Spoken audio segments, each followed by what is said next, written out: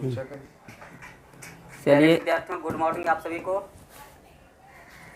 और चलिए अब हम लोग जल्दी जल्दी जुड़ जाएँ, जल्दी जल्दी जुड़ जाएँ और आएँ। हम लोग अब शुरू करते हैं, टाइम हो गया है।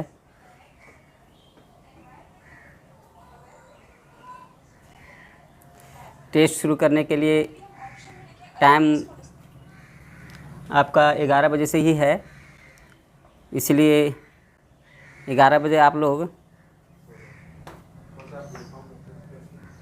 जुड़ जाया करिए समय से, ताकि फिर आगे पीछे हो जाता है तो दिक्कत होती है।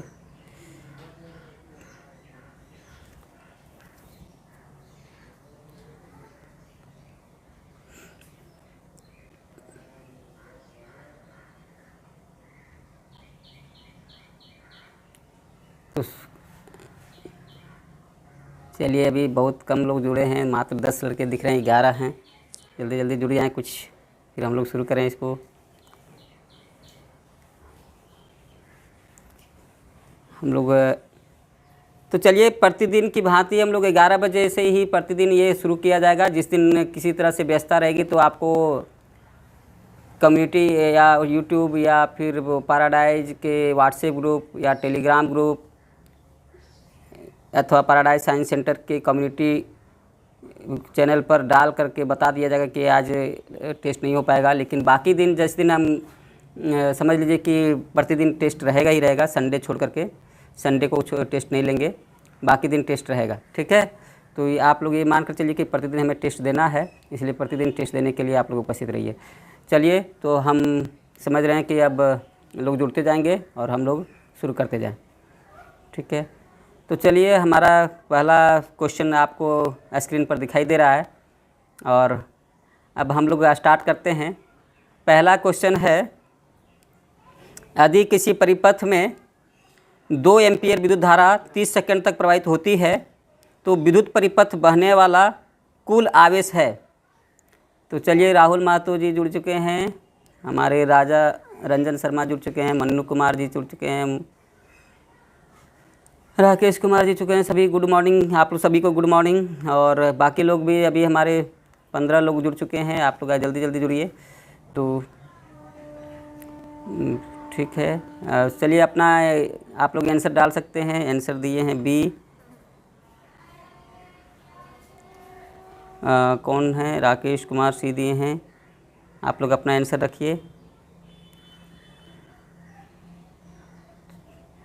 किसी परिपथ में 2 एम्पीयर विद्युत धारा 30 सेकंड तक प्रवाहित होती है तो विद्युत परिपथ में बहने वाला कुल आवेश है। ये नंबर में है, ए में है 60 कूलाम, बी में 120 कूलाम और सी में है 0 और डी में है नन, कोई नहीं। ठीक है, तो आप लोग ये ज़्यादातर लोग ए दिए हैं। चलिए, वेरी गुड। इसका आंसर है ये, क्योंकि हम फार्मूला जानते हैं, इसका फार्मूला हमें पता है।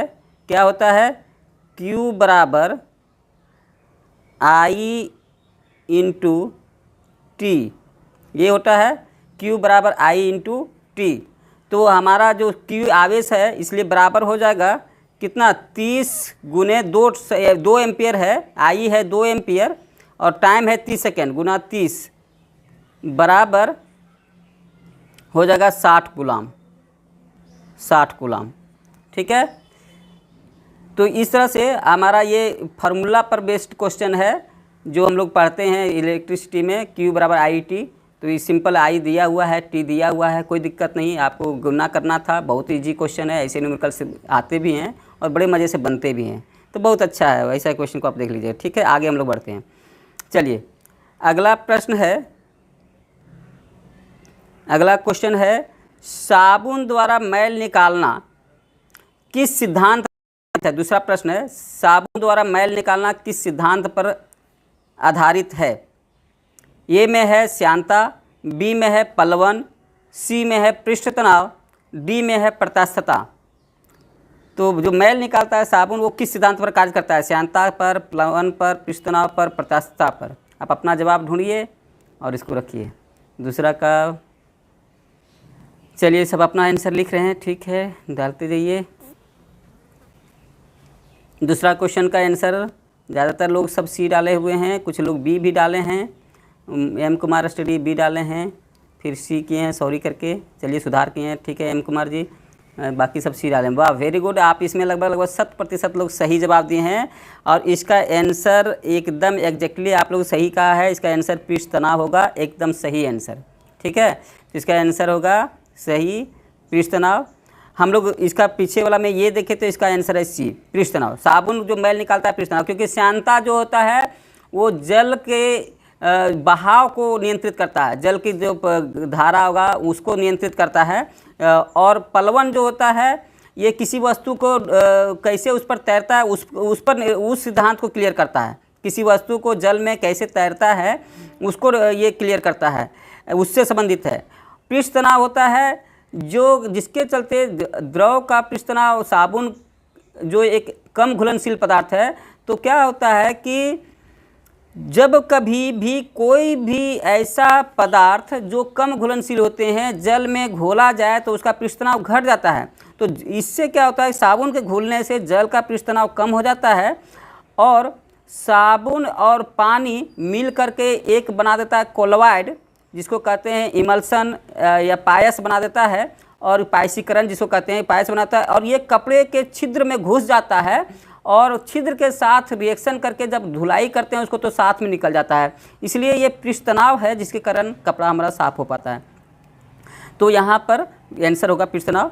और ये डी जो है प्रत्यास्था, इसका कोई संबंध नहीं है। प्रत्यास्था होता है जिसके चलते वस्तु अपने विरूपक बल को हटाता है और विरूपक बल को हटा करके अपने पूर्व अवस्था को प्राप्त कर लेता है। तो ये प्रत्यास्था अलग चीज़ है, ठीक है। तो हम लोग प्रश्न पर आते हैं तीसरा पर। ये आपको लोग सही जवाब, बहुत बहुत बधाई आप लोग को, अच्छा जवाब है। अब हमारा तीसरा क्वेश्चन है, कौन एक रुद्धोष्म प्रक्रम का उदाहरण है। देखिए कौन एक रुद्धोष्म प्रक्रम का उदाहरण है। Refrigerator, cooker, thermos flask, none.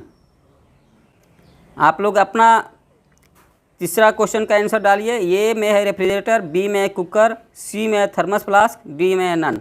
रुद्धोष्म प्रक्रम का उदाहरण है। इसको रुद्धोष्म प्रक्रम को अंग्रेजी में एडियाबैटिक प्रोसेस कहते हैं, एडियाबैटिक प्रोसेस।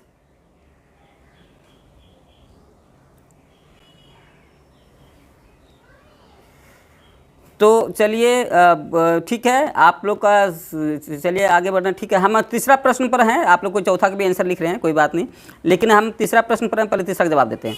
तो तीसरा का सही आंसर जो है बहुत अच्छा है, बहुत लोग बोले हैं थर्मस फ्लास्क है, इसका थर्मस फ्लास्क होगा आंसर, और थर्मस फ्लास्क ही होगा, ठीक है। तो थर्मस फ्लास्क, क्योंकि इसमें क्या होता है, रुद्धोष्म प्रक्रम में होता क्या है, जब कभी किसी ऐसा निकाय जिसमें ना तो ऊष्मा को अंदर दिया जा सकता है ना ही उससे ऊष्मा बाहर निकाला जा सकता है, मतलब किसी भी निकाय में जब किसी भी तरह से बाहर अथवा अंदर का ऊष्मा का गति को रोक दिया जाता है, तो वैसे प्रोसेस को, वैसे प्रक्रम को रुद्धोष्म प्रक्रम कहते हैं। थर्मस फ्लास्क इसी तरह का चीज़ होता है जिसमें हवा का लेयर, शीशे का लेयर, कुचालक लेयर बना करके ऐसा बना दिया जाता है जिसके वातावरण का ऊष्मा उसमें नहीं प्रवेश कर सकता है और ना ही उसका ऊष्मा बाहर निकल सकता है। इसी कारण थर्मस फ्लास्क के अंदर किसी वस्तु को रखा जाता है ठंडा अथवा गर्म, तो ये उसी टेम्परेचर पर बहुत घंटे तक बना रहता है, क्योंकि उसका ऊष्मा में कोई परिवर्तन नहीं हो पाता है। ये ऐसे प्रक्रिया को कहते हैं रुद्धोष्म प्रक्रम। रेफ्रिजरेटर जो होता है उसको कहते हैं चक्रीय प्रक्रम, क्योंकि रेफ्रिजरेटर में क्या होता है कि इसमें जहाँ पर हमेशा जो जिस अवस्था में वो घूमते रहता है, और फिर जैसे इसमें फ्रियोन रहता है तो फ्रियोन जो क्या द्रव से गैस बनता है, फिर कंडेंस होकर फिर द्रव बन जाता है, तो इसमें चक्र बनते रहता है।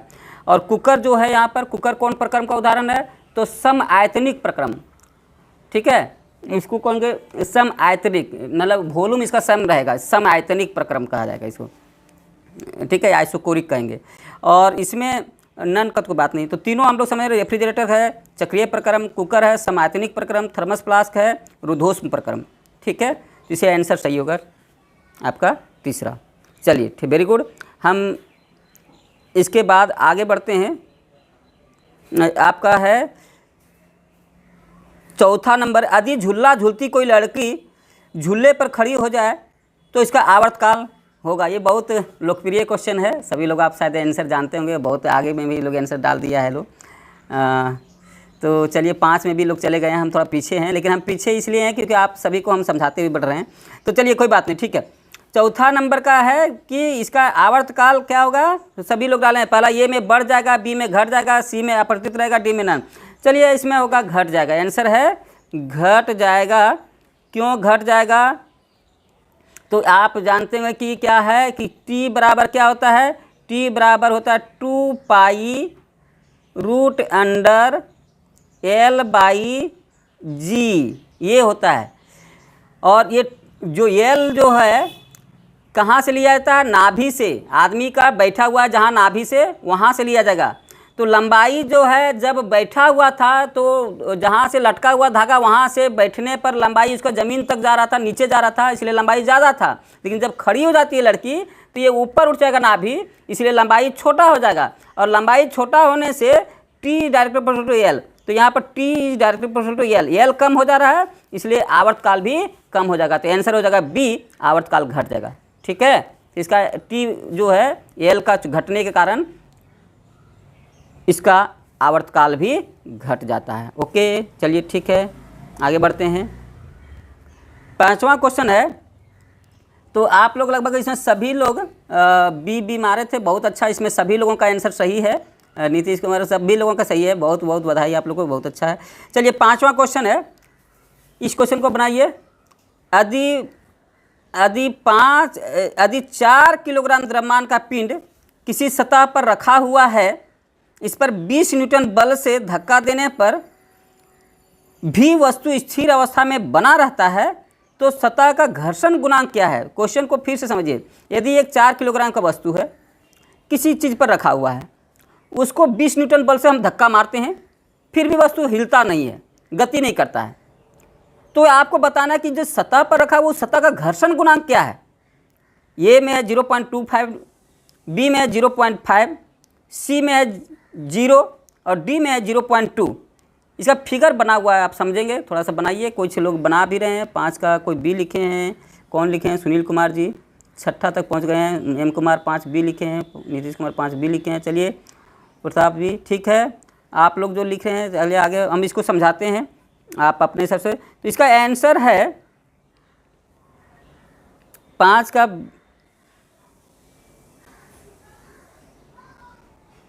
आंसर है, इसमें होगा बी, सही है आंसर आप लोग का।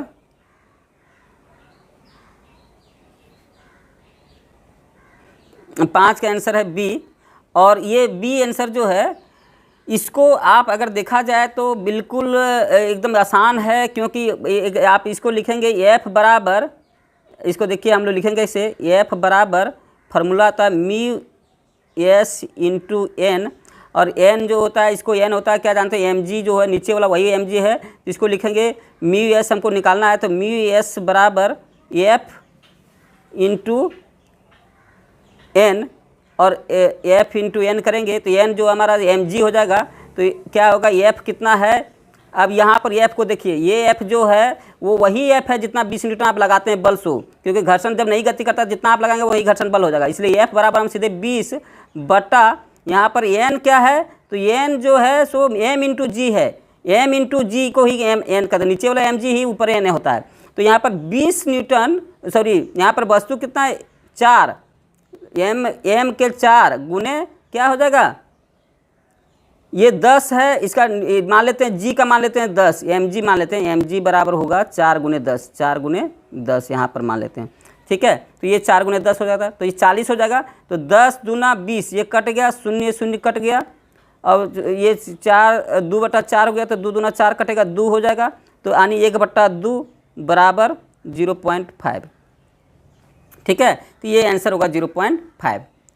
तो आप ये फार्मूला अगर जान रहे होंगे तो बहुत आराम से बनेगा, थोड़ा सा पीछे आपको देखना पड़ेगा कि इसमें पढ़े हैं अगर आप इसको, तो कोई दिक्कत नहीं होगी। चलिए आगे हम 6ठा नंबर क्वेश्चन पर आते हैं।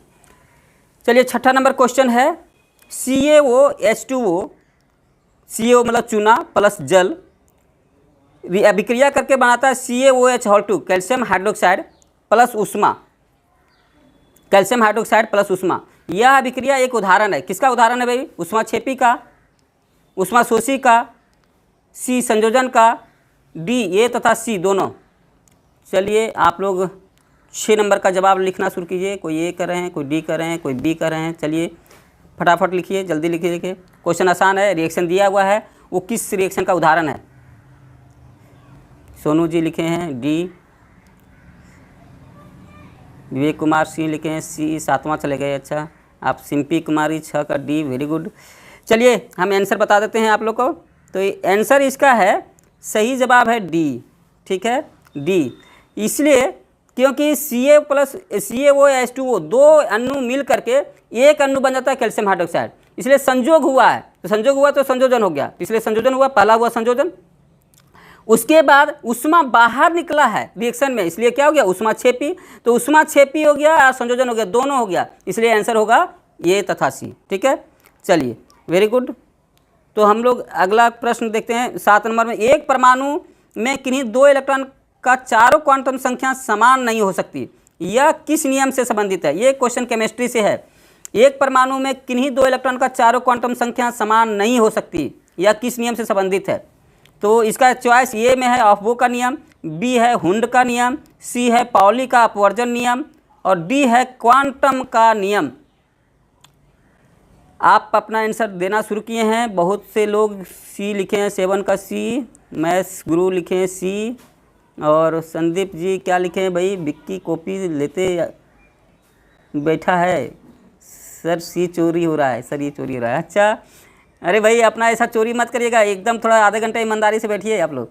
हाँ, संदीप राठौर सी बोले हैं, वेरी गुड। सिंपी भी सी बोलिए, भाई बहुत अच्छा, वेरी गुड। आप लोग को ये याद है तो इसका मतलब बहुत अच्छा है, आप लोग इसको अंदर से पढ़ रहे हैं। ये इसका नियम है पाउली का अपवर्जन का नियम, पाउली का अपवर्जन नियम। देखिए यहाँ पर हम बता दें, ऑफबो का नियम है जो कि इलेक्ट्रॉनिक विन्यास बताता है। हुंड का नियम है जो कि जब कक्षक में कब इलेक्ट्रॉन जोड़ी बनाएगा, इलेक्ट्रॉन का जोड़ी बनाने का, पेयरिंग ऑफ इलेक्ट्रॉन्स का नियम देता है हुंड का नियम। पेयरिंग ऑफ इलेक्ट्रॉन्स पूछेगा, इलेक्ट्रॉनों का युग्म बनाने का नियम किस पर आधारित है? तो हुंड का नियम पर, युग्म बनाने वाला है युग्म। और पाउली का अपवर्जन है, ये बोलता है कि चारों क्वांटम संख्या समान नहीं हो सकती है, यदि सब समान हो भी जाए तो स्पिन क्वांटम नंबर संख्या, जो चक्रण क्वांटम संख्या है, वो समान नहीं होगा। तो ये है, और क्वांटम का नियम कुछ नहीं है, इसलिए ये ऐसे ही दिया गया है। तो आपका ये तीनों में से आप इसका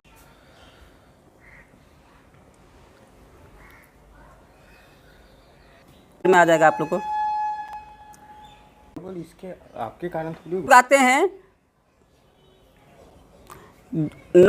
तो हम, इसका आंसर था सी, इसका सही है। इसका नेट खत्म नहीं, मेरा करा सुमन नहीं, सुमित नहीं चल रहा है, नहीं देखो नहीं चल रहा है। अरे उसका भी नहीं चल रहा है, दिखाई देगा ना हमारा।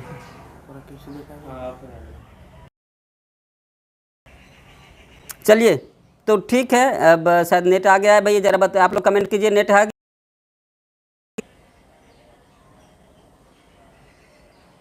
9 का सी, ठीक है। चलिए वेरी गुड। तो 8 का हो जाएगा सी, 88 ग्राम।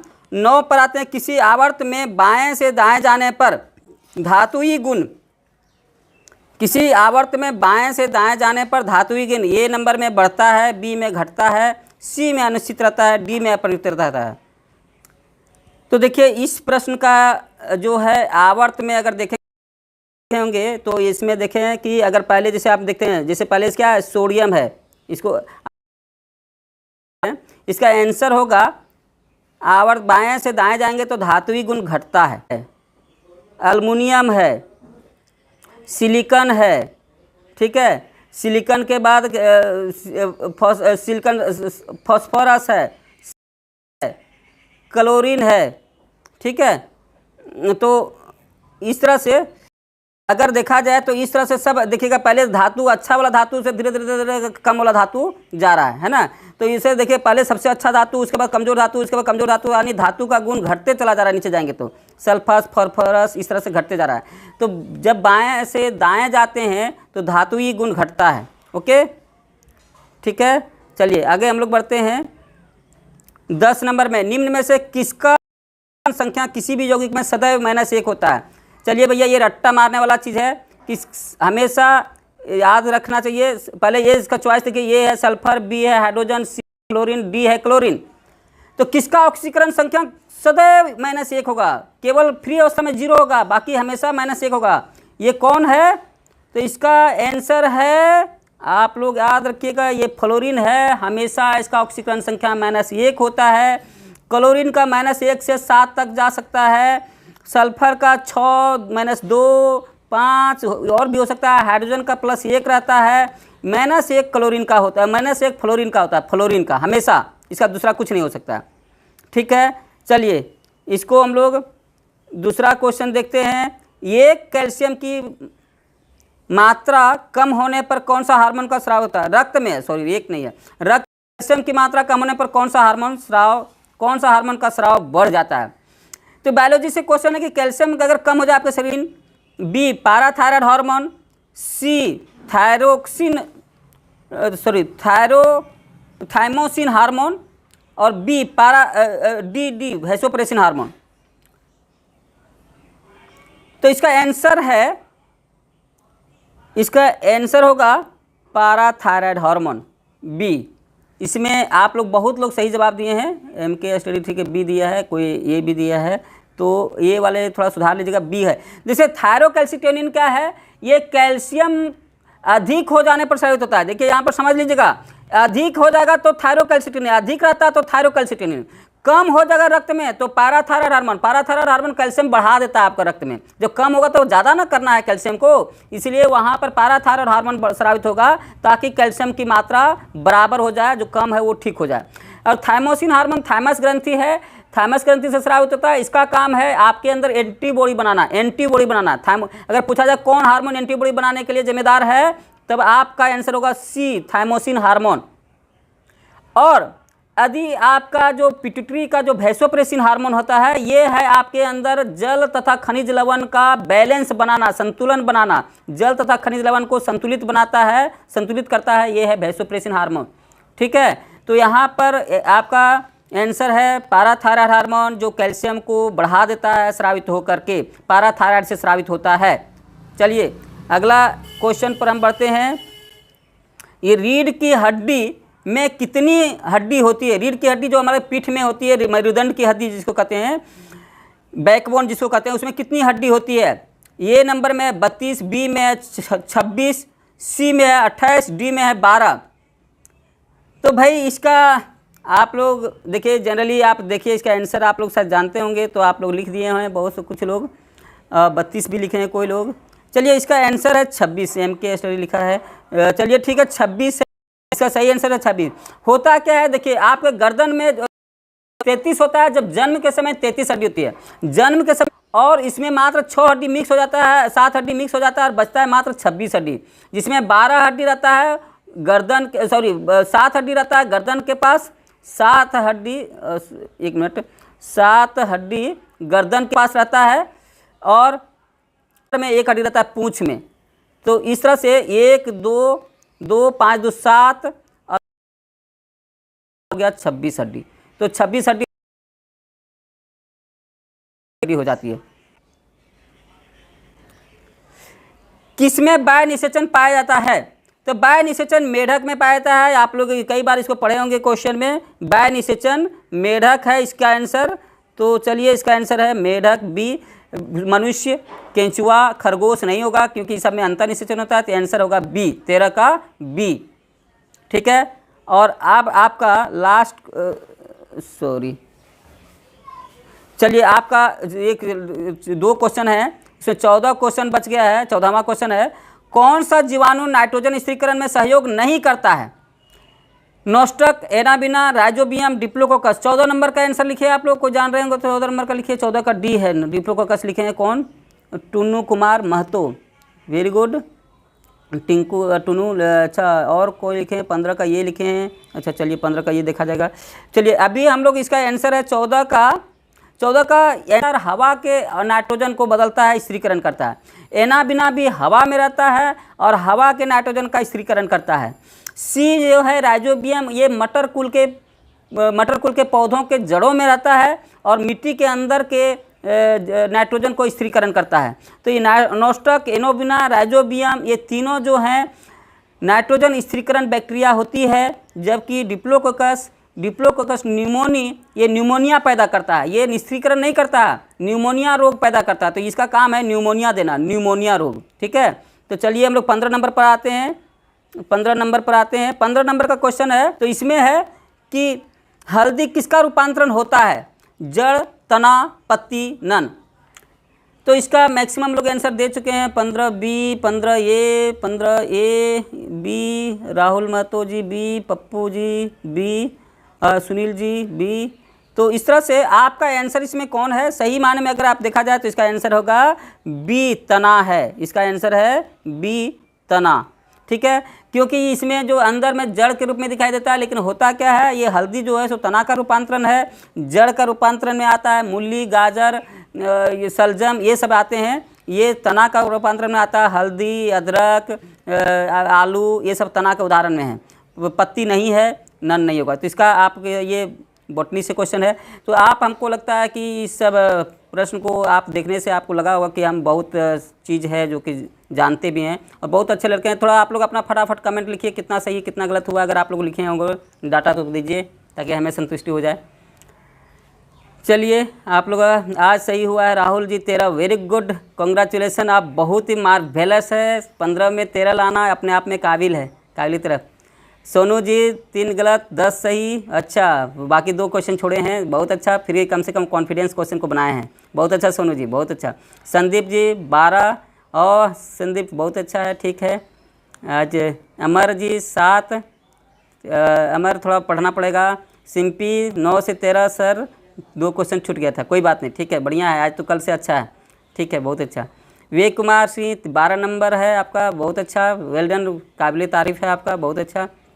एम कुमार 13 में 10, अच्छा 13 क्वेश्चन बनाए हैं, 10 आया है, बहुत अच्छा, शानदार, ठीक है। तो इस तरह से हमारे विद्यार्थी ने अच्छा सक्सेस किया है और बहुत अच्छा कर रहे हैं आप लोग। थोड़ा चलिए